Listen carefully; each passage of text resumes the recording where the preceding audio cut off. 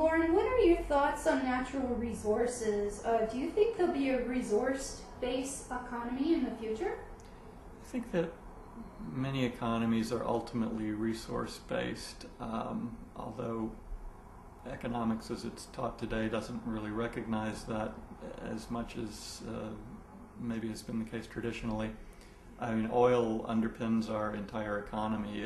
Everything that we generate, let me redo that. Oil basically underpins our entire economy, and it's the fuel that keeps our economy moving forward, as well as a few other fossil fuels.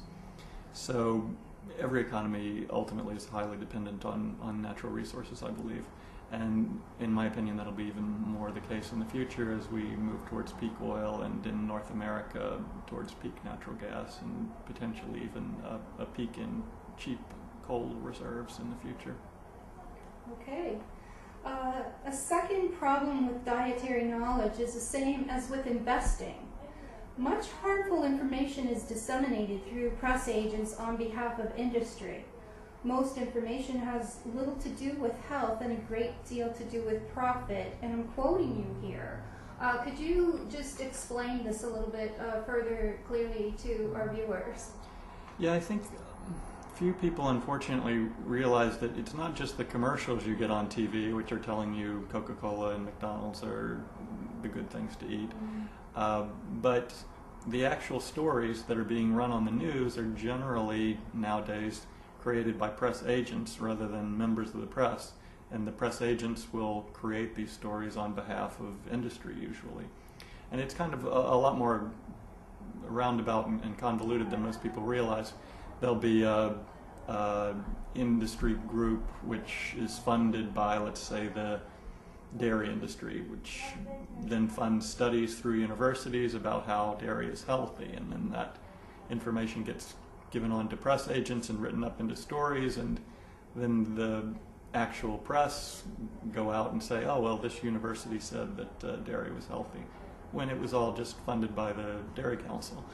And that's just one example. I mean, this happens with everything, and it generally happens with the products that have the highest profit margin, and that's not necessarily always the healthy products. So the actual facts about certain products, it takes a lot to be able to find those facts that are available, because there are councils that do have online information, but there's only so much information is revealed, so you're seeing one side of the picture rather than the entire.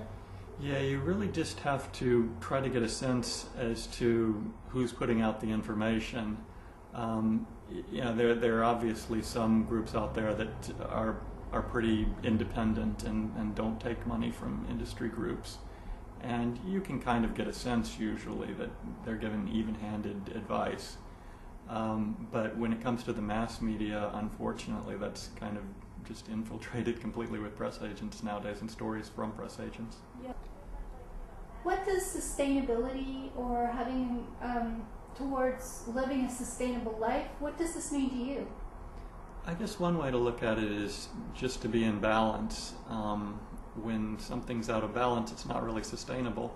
And for example, in economics, when you're over-leveraged, it's not necessarily sustainable. You can't continually over-leverage. It'll eventually collapse, as we see in our economy today. And in health, when you're not eating a balanced diet, it's not really sustainable. You're eventually going to get sick. You can go on for a while, but eventually when your diet is completely out of balance, you'll get sick more quickly. So I guess balance is a good way of looking at sustainability, maybe.